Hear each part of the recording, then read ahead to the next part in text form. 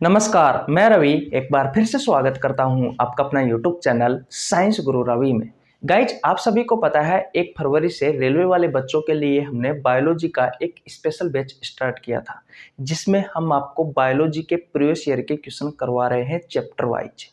सबसे पहले बेटा हमने जो चैप्टर स्टार्ट किया था उस चैप्टर का नाम है ह्यूमन डिसीज अर्थात मानव रोग। तो हेडिंग लगा लीजिए ह्यूमन डिसीज, ह्यूमन डिसीज अर्थात मानव रोग। और अगर आप हमारी रेगुलर क्लास देखते हो तो आप सभी को पता होगा अब तक हमने इस चैप्टर में 90 क्वेश्चन कंप्लीट कर लिए हैं। आज हम स्टार्ट करने वाले हैं क्वेश्चन नंबर 91 से 91 से। तो ये रहा बेटा आपकी स्क्रीन के सामने क्वेश्चन नंबर 91। देखिए भैया, क्वेश्चन नंबर 91 आपके सामने है। बहुत अच्छा क्वेश्चन है, इस बात का भी आपको ध्यान रखना है। क्वेश्चन नंबर 91 कहता है कि जिसका अक्सर सदमे के उपचार शॉक ट्रीटमेंट के रूप में जाना जाता है, जिसमें मानसिक बीमारियों से राहत प्रदान करने के लिए संग्रहण विद्युत रूप से रोगियों में लगाया जाता है, वह है क्या? वो EMG है, इलेक्ट्रोमायोग्राफी है, या फिर वो ECG है, इलेक्ट्रोकार्डियोग्राफी, या फिर वो EEG है, इलेक्ट्रोएन्सेफेलोग्राफी, या फिर बेटा वो DECT है, इलेक्ट्रो कन्वल्सिव थेरेपी। बताइए राइट आंसर कौन सा होगा भैया? अगर आपको इस क्वेश्चन का राइट आंसर पता है तो कमेंट बॉक्स में बता सकते हो। यह क्वेश्चन पूछा गया था आपसे RRB NTPC में 27/4/2016 को स्टेज फर्स्ट का क्वेश्चन है और बेटा शिफ्ट फर्स्ट में भी पूछा गया है। गाइज, मैं आपको बता दूं, मैं यहाँ पर जितने भी क्वेश्चन करवाने वाला हूँ सभी क्वेश्चनों के नीचे एग्जाम का नाम लिखा जाता है, डेट लिखी जाती है, शिफ्ट लिखा जाता है और स्टेज लिखी जाती है। इतनी बात क्लियर है।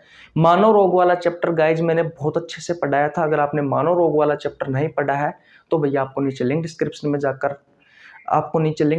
में लिंक मिल जाएगा, तो जाकर देख सकते हैं। लगभग बेटा मैंने इस चैप्टर को 55 क्लासों में समाप्त किया था। तो आप सोच सकते हो किसी चैप्टर को करवाने में अगर मैं 2 महीने ले रहा हूं तो भैया वो कंटेंट कितना अच्छा होगा।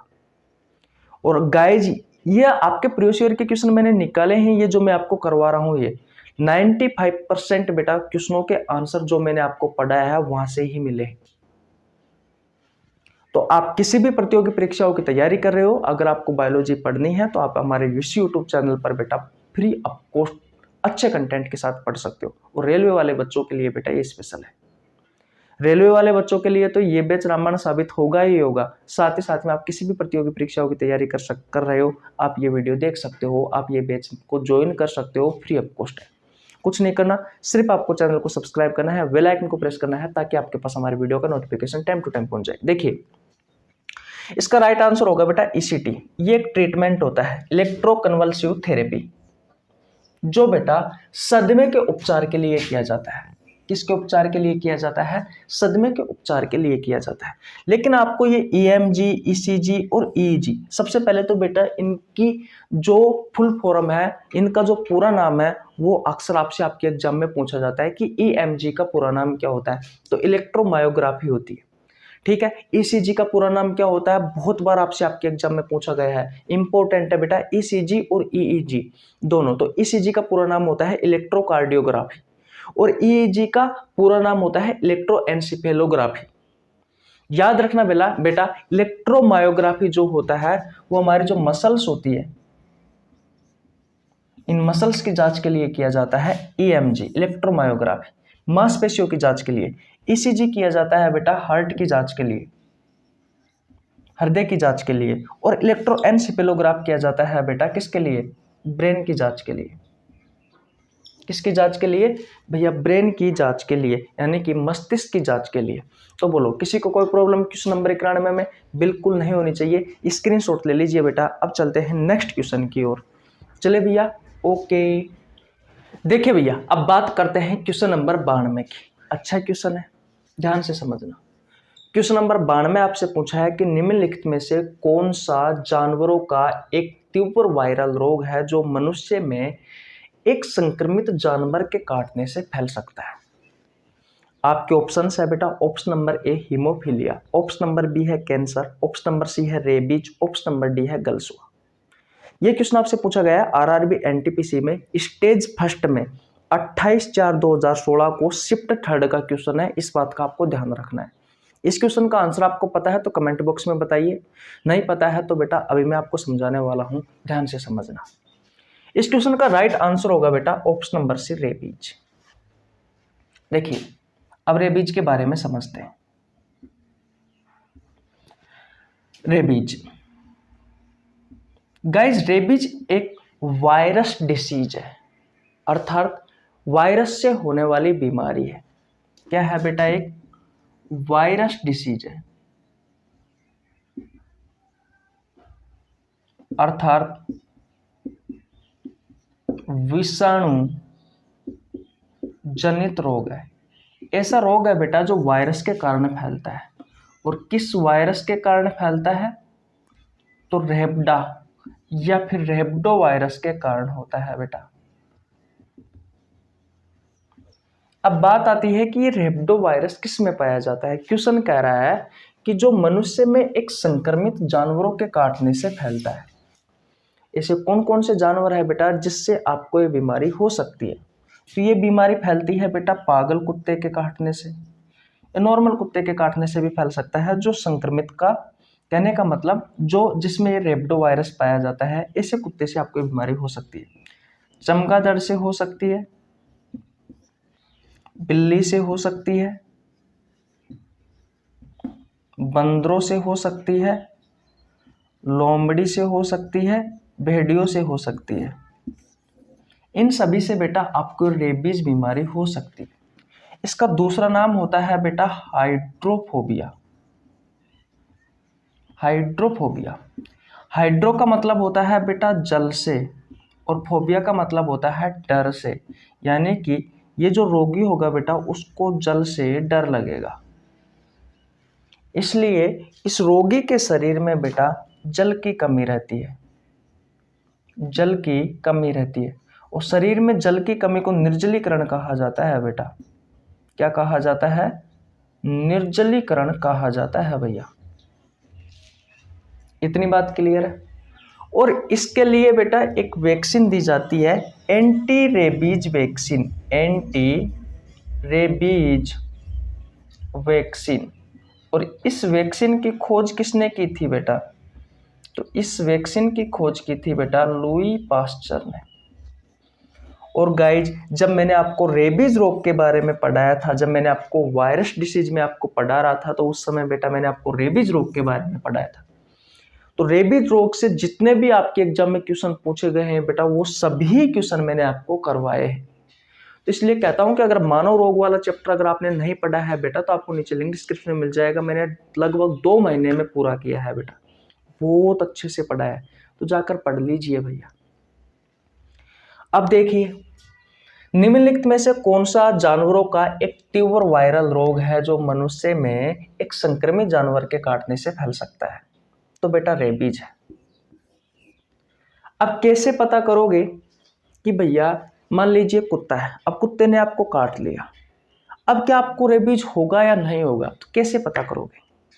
अगर आप कुत्ते पर पानी फेंक के देखते हो तो अगर कुत्ता पानी से दूर भागता है तो समझ लेना बेटा वो रोगी है। किसका? इस रेबीज रोग का। यानी कि उसमें रेबडो वायरस पाया जाता है या रेबडा वायरस पाया जाता है। अगर कोई कुत्ता पानी से दूर नहीं भाग रहा है तो उसका मतलब यह है कि उस कुत्ते में रेबडा वायरस नहीं है। तो इस चीज का आपको ध्यान रखना। इसके लिए जो वैक्सीन दी जाती है वो एंटी रेबीज वैक्सीन दी जाती है। इसकी खोज की थी भैया लुई पास्चर ने। इसे आधुनिक सूक्ष्म जीव विज्ञान का जनक भी कहा जाता है। आपको कमेंट बॉक्स में बताना है कि सूक्ष्म जीव विज्ञान का जनक किसे कहा जाता है। और ये चीज अगर आपको सारी की सारी ही क्लियर हो गई है तो बेटा आगे आने वाले 2-3 क्वेश्चन में आपको इसी रेबीज रोग से करवाने वाला हूं जो आपसे आपके एग्जाम में पूछे गए। तो क्वेश्चन नंबर 92 कंप्लीट हुआ। किसी को कोई प्रॉब्लम? ओके, स्क्रीनशॉट ले लीजिए। अब चलते हैं क्वेश्चन नंबर 93 पर। चले भैया। ओके देखिए भैया अब बात करते हैं क्वेश्चन नंबर 93 की। अच्छा क्वेश्चन है, मैंने कहा जो मैंने आपको पिछले क्वेश्चन में करवाया है उसी से संबंधित क्वेश्चन है। क्वेश्चन नंबर 93 कहता है कुत्ते के काटने से कौन सी बीमारी होती है? अभी अभी मैंने आपको बताया है बेटा। आपके ऑप्शंस है, option number 1 cancer, option number B है रेबीज, ऑप्शन नंबर सी है स्कर्वी, ऑप्शन नंबर डी है इन्फ्लुएंजा। ये क्वेश्चन आपसे पूछा गया था आरआरबी जेईई में 23/5/2019 को। ऑप्शन देखकर भी बेटा आप क्लियर कर सकते हो। ये क्वेश्चन आपसे पूछा गया है बेटा 23/5/2019 को आरआरबी जेईई में, मैंने आपको बता दिया। तो राइट आंसर कौन सा होगा? Option number B rabies. अभी बताया है कैंसर, जब हमारी कोशिकाओं में अनियंत्रण कोशिका विभाजन होता है तो बेटा कैंसर रोग होता है। अनियंत्रित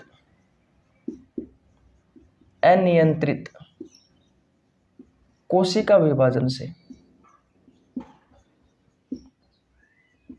जब अनियंत्रित कोशिका विभाजन होता है ना बेटा, तब आपको कैंसर होता है। शरीर के किसी भी हिस्से में हो सकता है, एक गांठ बन जाती है जिसमें बेटा दर्द नहीं होता है उस गांठ में, तो वो कैंसर का रूप होता है।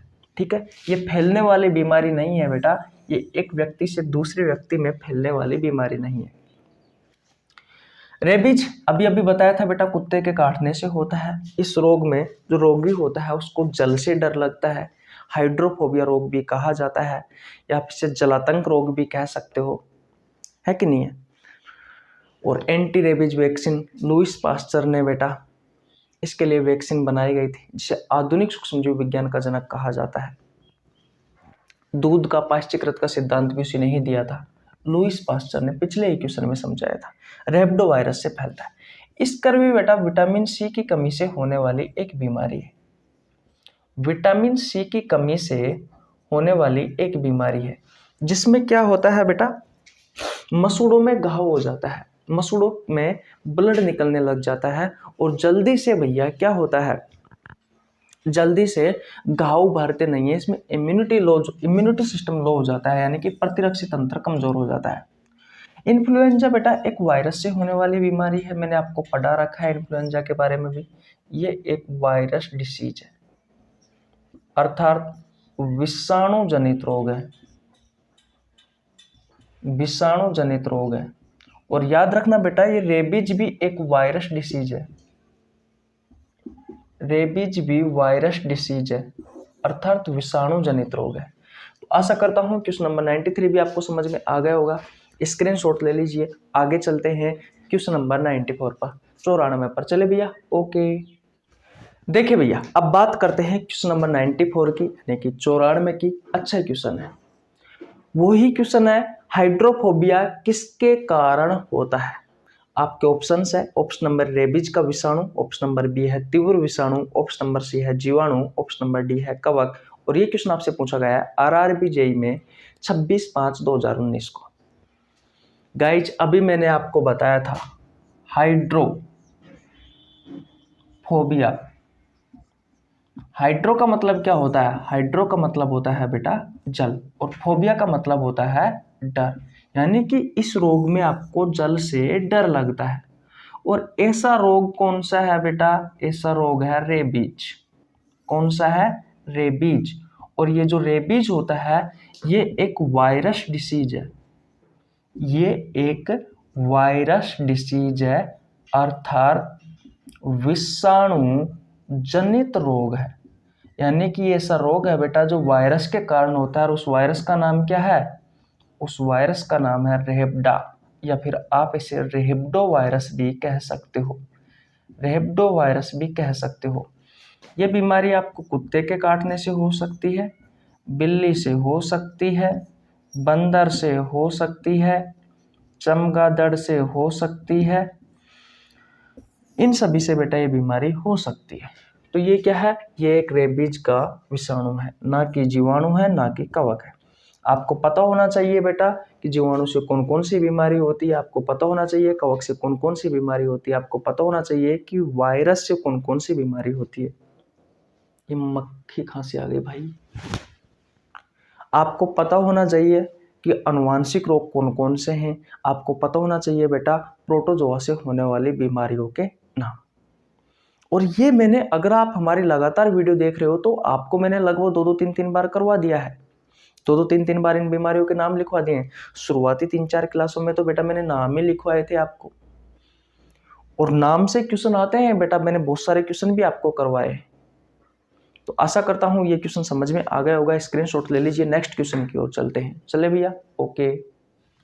देखिए भैया, अब बात करते हैं क्वेश्चन नंबर 95 की। ध्यान से समझ लेना बेटा, क्योंकि अगर आपने ये क्वेश्चन समझ लिया फिर आपको कोई प्रॉब्लम नहीं आएगी। निम्नलिखित में से कौन सा तीव्र जठरांत्र संबंधी संक्रमण अर्थात गैस्ट्रोइंटेस्टाइनल इन्फेक्शन पैदा करने वाला एक जल जनित रोग है? आपके ऑप्शन है बेटा, ऑप्शन नंबर ए हैजा, ऑप्शन नंबर बी है रेबीज, ऑप्शन नंबर सी है न्यूमोनिया, ऑप्शन नंबर डी है कुष्ठ रोग। ये क्वेश्चन आपसे पूछा गया है आरआरबी एनटीपीसी में, स्टेज फर्स्ट का क्वेश्चन है। 28/4/2016 को पूछा गया है शिफ्ट सेकंड में। बताइए इस क्वेश्चन का राइट आंसर क्या होगा? ध्यान से समझ लेना बेटा, इस क्वेश्चन का राइट आंसर है हैजा। और इस क्वेश्चन से संबंधित आगे मैं आपको 1-2 क्वेश्चन और करवाने वाला हूं जिसका आंसर इसी ही समझ में से मिलेगा। कोलेरा, कोलेरा जिसे आप हैजा कहते हो बेटा, हैजा जो बीमारी है ये 2006 से लेकर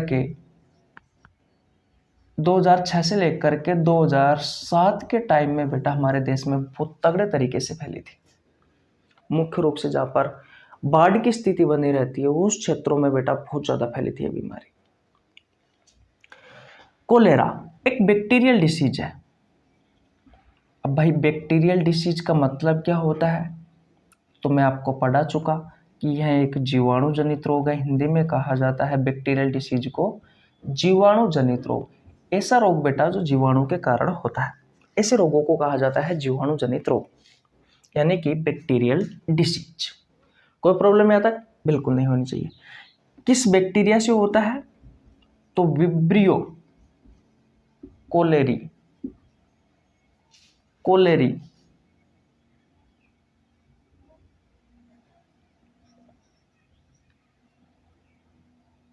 कोलेरी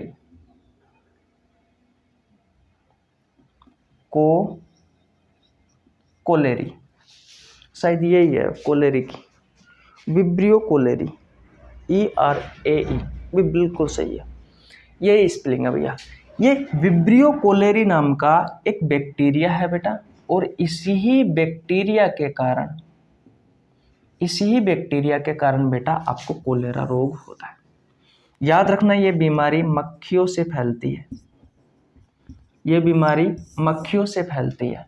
मान लीजिए अगर कोई रोगी है जिसको ये रोग है कोलेरा, तो उसके मूत्र से, उसके मल से, उसकी उल्टी से एक व्यक्ति से दूसरे व्यक्ति में भी ये बीमारी फैल सकती है। इस बात का भी आपको ध्यान रखना है।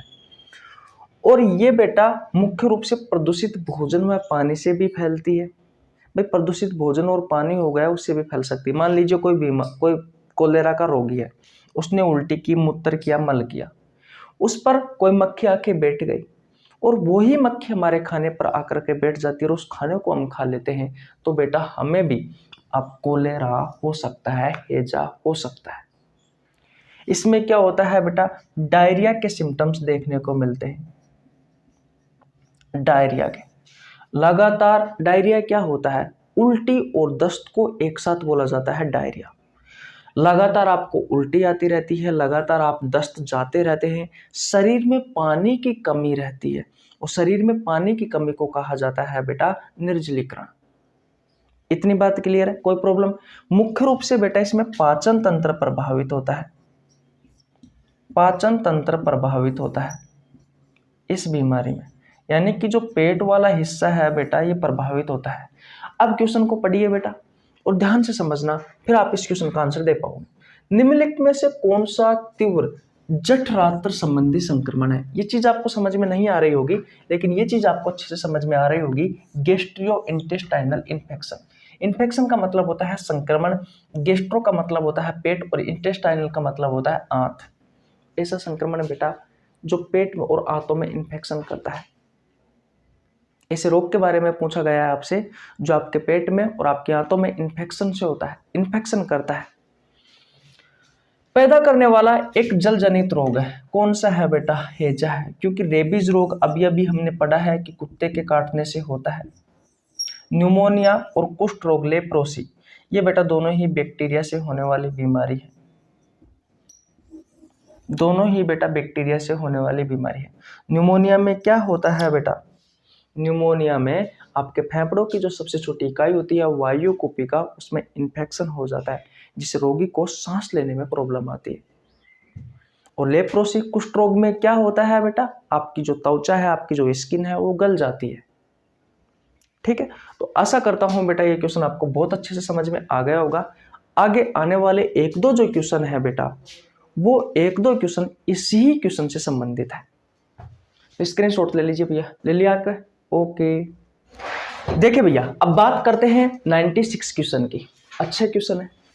क्वेश्चन आपसे पूछा गया है कि हेजा नामक जीवाणु का कारण होता है या कारक होता है, ये लिख लीजिए कारक। आपके ऑप्शंस है, option number A salmonella typhi, option number B है treponema pallidum, option number C है vibrio cholerae, option number D है माइकोबैक्टीरियम। और ये क्वेश्चन आपसे पूछा गया है बेटा आरआरबी में 31/8/2019 को शिफ्ट सेकंड का क्वेश्चन है, और बेटा सीबीटी सेकंड में ही पूछा गया है। बताइए इस क्वेश्चन का राइट आंसर क्या होगा। गाइज इस क्वेश्चन का राइट आंसर होगा विब्रियो कोलेरी। अभी मैं पिछले दो क्वेश्चन आपको करवा चुका कोलेरा से संबंधित। तो भैया विब्रियो कोलेरी जो है वो हेजा का क्या है, हेजा का बेटा पैथोजन है। हेजा का पैथोजन है, यानी कि रोगजनक है, या फिर आप कह सकते हो कि भैया बैक्टीरिया है, बैक्टीरिया है।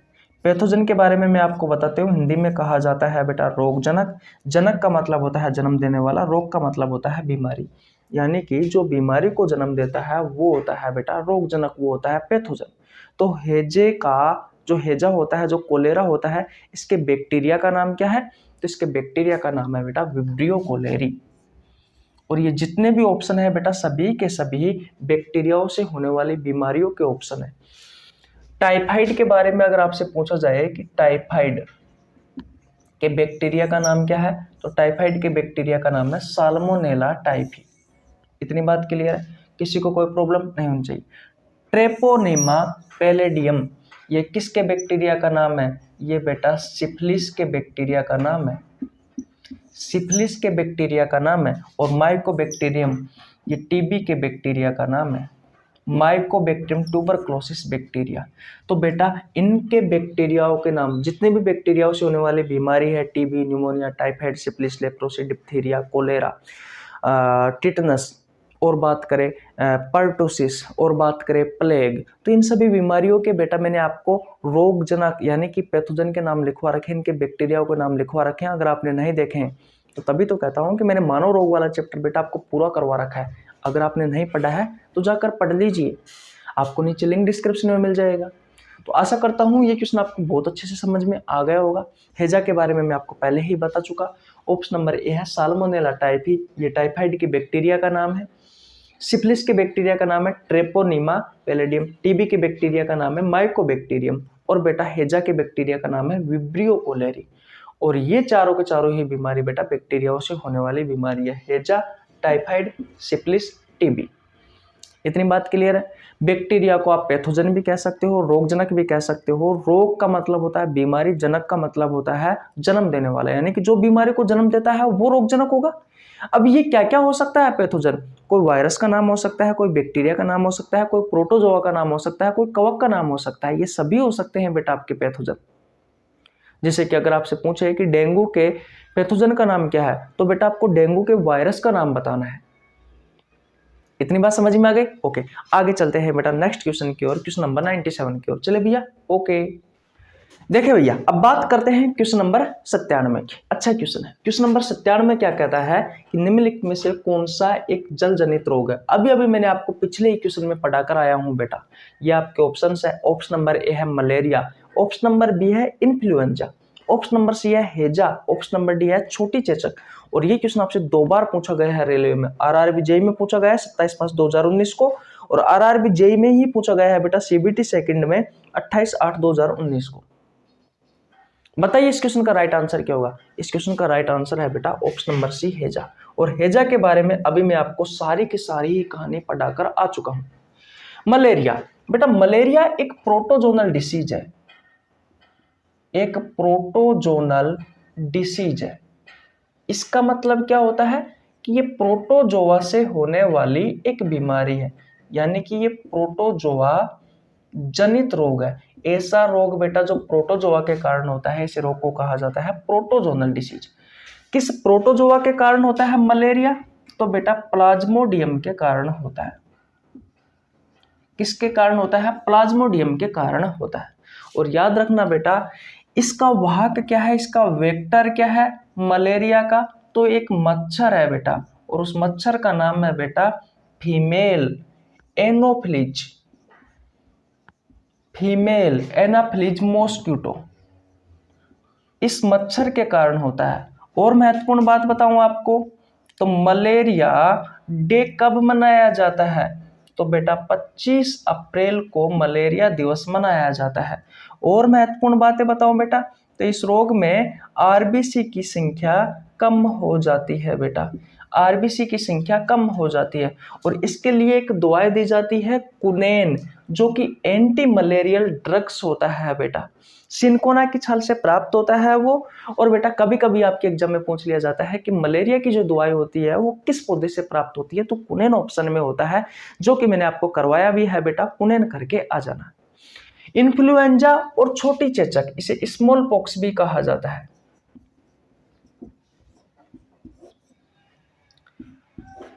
इसे स्मॉल पॉक्स भी कहा जाता है। शायद चेचक रोग को छोटी चेचक में कंफ्यूज हो, शायद यही स्मॉल पॉक्स को ही कहा जाता है बेटा। तो ये दोनों बेटा वायरस से होने वाली बीमारी है, इस बात का आपको ध्यान रखना। और हैजा जो होता है बेटा, ये बैक्टीरिया से होने वाली बीमारी है। कोलेरा, विब्रियो कोलेरा नामक एक बैक्टीरिया है, उससे होने वाली बीमारी है। इतनी बात समझ में आ गई?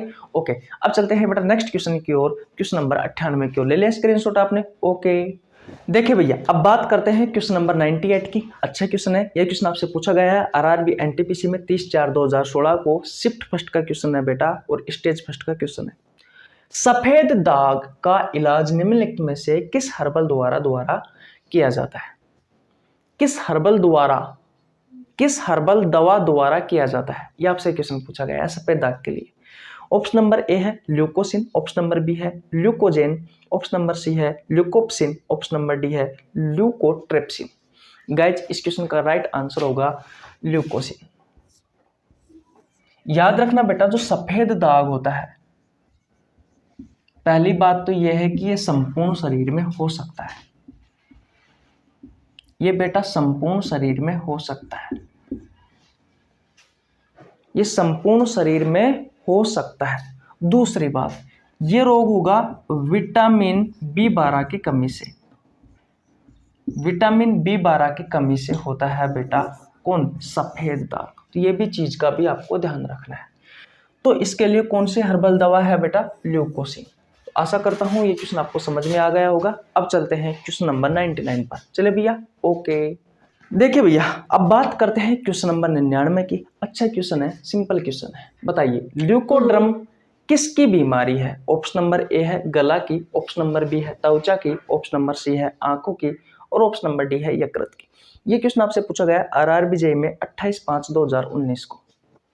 गाइज, इसका राइट आंसर होगा स्किन की, त्वचा की। त्वचा की बीमारी है बेटा ल्यूकोड्रम, बस ये याद करना है। ज्यादा यहाँ से क्वेश्चन बहुत कम पूछे जाते हैं बेटा, बहुत कम पूछे जाते हैं। ये मान लीजिए कि आपके सिलेबस से बाहर है, नॉर्मल नॉलेज के लिए ये क्वेश्चन है। तो स्क्रीनशॉट ले लीजिए, नेक्स्ट क्वेश्चन की ओर चलते हैं। चले भैया, ओके। देखिए भैया, ये रहा 100 नंबर का क्वेश्चन। आवाज कम कर, इंपॉर्टेंट क्वेश्चन है। क्वेश्चन नंबर 100 कहता है कि भ्रूण के मस्तिष्क को नुकसान पहुंचाने वाला जीका वायरस किसके द्वारा वहन होता है? आपके ऑप्शंस है, ऑप्शन नंबर ए मच्छर, ऑप्शन नंबर बी है मक्खी, ऑप्शन नंबर सी है वायु, ऑप्शन नंबर डी है जल। और ये क्वेश्चन आपसे पूछा गया है आरआरबी एनटीपीसी में 31/3/2016 को। बताइए राइट आंसर क्या होगा? मैं आपको करवा चुका पहले बेटा, इसका राइट आंसर होगा ऑप्शन नंबर ए मच्छर। गाइज याद रखना, फीमेल एडीज एजिप्टाई मॉस्क्यूटो, ये कैसा मच्छर है बेटा जो 3 बीमारियों के लिए उत्तरदायी होता है। 3 के लिए नहीं, 4 के लिए। एक होता है डेंगू के लिए, एक होता है चिकनगुनिया के लिए, एक होता है येलो फीवर के लिए और एक होता है इस जीका वायरस रोग के लिए। ये जो जीका वायरस रोग होता है, इसमें याद रखना बेटा, जो भ्रूण होता है उस भ्रूण के मस्तिष्क का आकार जो होता है बेटा वो छोटा हो जाता है। भ्रूण के मस्तिष्क का आकार छोटा हो जाता है बेटा ये जीका वायरस के कारण, और ये एक मच्छर से होने वाली बीमारी है। एक हो गया फीमेल एडिस एजिप्टाई मच्छर, इसे बेटा टाइगर मॉस्किटो भी कहा जाता है, इसे टाइगर मच्छर भी कहा जाता है, टाइगर मॉस्किटो, यानी कि टाइगर मच्छर भी कहा जाता है। और बेटा ये साफ पानी में रहता है, इस बात का भी आपको ध्यान रखना है। एक होता है फीमेल एनाफ्लीज मच्छर, मादा एनाफ्लीज मच्छर। ये मच्छर बेटा, इस मच्छर के काटने से या इस मच्छर से बेटा मलेरिया रोग होता है। और एक और होता है फीमेल क्यूलेक्स मॉस्किटो, यानी कि मादा क्यूलेक्स मच्छर। इस मच्छर से बेटा आपको एलिफेंटियासिस या फाइलेरियसिस रोग होता है, जो कि एक प्रोटोजोनल डिसीज है। इन सभी के बारे में गाइज मैं आपसे चर्चा भी कर चुका, इसलिए कहता हूं कि अगर आपने मानव रोग वाला चैप्टर नहीं पढ़ा है तो जाकर पढ़ लीजिए। और ये क्लास से ये बैच अगर आपने शुरू से ज्वाइन नहीं किया है, अगर 1 नंबर क्लास से नहीं देखा है तो भैया जाकर देख लीजिए। तो आशा करता हूँ ये क्वेश्चन आपको बहुत अच्छे से समझ में आ गया होगा। आज हम 100 क्वेश्चन तक ही रखेंगे, क्योंकि मैंने कल आपसे वादा किया था कि कल हम 10 क्वेश्चन करेंगे, टोटल 100 क्वेश्चन करेंगे। मैं आपको हमारे चैनल का शेड्यूल बता देता हूँ। सुबह 6 बजे हर रोज मैं कम्युनिटी पोस्ट में बायोलॉजी का एक बेहतरीन क्वेश्चन डालता हूँ। ये वो क्वेश्चन होता है जो या तो आपसे आपके प्रतियोगी परीक्षाओं में पहले पूछा गया होता है, या इस क्वेश्चन को आगे पूछे जाने की संभावना रहती है। हर रोज 100, 200, 300, 400 स्टूडेंट इस क्वेश्चन का आंसर देते हैं। आप भी दीजिए, ताकि बायोलॉजी के बेहतरीन क्वेश्चनों पर आपकी पकड़ बनी रहे, और आपको एग्जाम में जरूर फायदा मिलेगा बेटा इस क्वेश्चन का आंसर देने से। सुबह 7 बजे वाली जो क्लास आती है बेटा, उसमें मैं आपको बायोलॉजी के अलग अलग टॉपिकों पर अलग अलग चैप्टर करवाता रहता हूँ, अलग अलग चैप्टर के एमसीक्यू क्वेश्चन करवाता रहता हूँ। तो भैया जाकर पढ़ सकते हो। शाम 7 बजे वाला बैच यही है, मैंने इसका टाइम बता दिया है आपको। सोमवार से लेकर के शनिवार शाम 7 बजे, संडे का ऑफ रहता है। सिर्फ रेलवे वाले बच्चों के लिए है। मैं ये नहीं कहता सिर्फ रेलवे वाले बच्चों के लिए ही उपयोगी है, रेलवे वाले बच्चों के लिए तो ये बैच रामबाण साबित होगा ही होगा। साथ ही साथ में आप किसी भी प्रतियोगी परीक्षाओं की तैयारी कर रहे हो, आप ये बैच दे सकते हो। और मैं मेरे बारे में बता देता हूँ गाइज, मेरा नाम रवि है। मैं सभी प्रतियोगी परीक्षाओं के लिए इस यूट्यूब चैनल पर फ्री ऑफ कॉस्ट अच्छे कंटेंट के साथ बायोलॉजी पढ़ाता हूँ। अगर आप किसी भी प्रतियोगी परीक्षाओं की तैयारी कर रहे हैं तो बेझिझक होकर फ्री ऑफ कॉस्ट अच्छे कंटेंट के साथ मेरे साथ बायोलॉजी पढ़ सकते हैं। मिलते हैं गाइज नेक्स्ट वीडियो में, तब तक के लिए जय हिंद, जय भारत, राम राम।